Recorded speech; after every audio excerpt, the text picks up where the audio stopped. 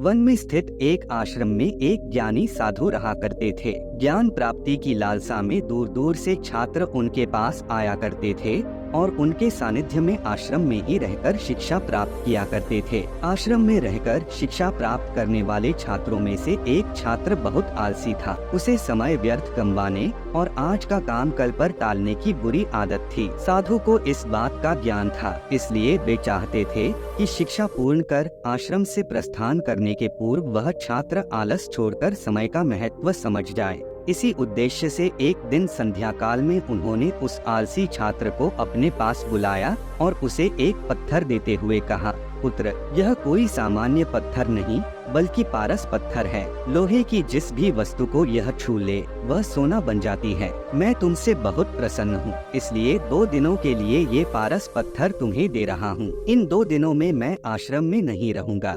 मैं पड़ोसी गांव में रहने वाले अपने एक मित्र के घर जा रहा हूँ। जब वापस आऊंगा तब तुमसे ये पारस पत्थर ले लूंगा। उससे पहले जितना चाहो उतना सोना बना लो। छात्र को पारस पत्थर देकर साधु अपने मित्र के गांव चले गए। इधर छात्र अपने हाथ में पारस पत्थर देख बड़ा प्रसन्न हुआ। उसने सोचा कि इसके द्वारा मैं इतना सोना बना लूंगा कि मुझे जीवन भर काम करने की आवश्यकता नहीं रहेगी और मैं आनंद पूर्वक अपना जीवन व्यतीत कर पाऊंगा। उसके पास 2 दिन थे। उसने सोचा कि अभी तो पूरे 2 दिन शेष हैं। ऐसा करता हूँ कि एक दिन आराम करता हूँ, अगला पूरा दिन सोना बनाता रहूंगा। इस तरह एक दिन उसने आराम करने में बिता दिया। जब दूसरा दिन आया तो उसने सोचा कि आज बाजार जाकर ढेर सारा लोहा ले आऊंगा और पारस पत्थर से छूकर उसे सोना बना दूंगा। लेकिन इस काम में अधिक समय तो लगेगा नहीं, इसलिए पहले भरपेट भोजन करता हूँ, फिर सोना बनाने में जुट जाऊंगा।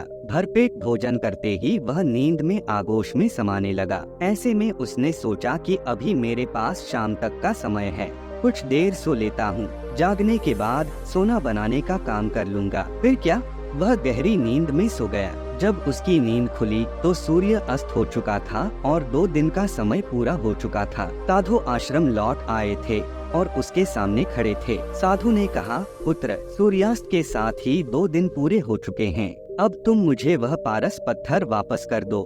छात्र क्या करता?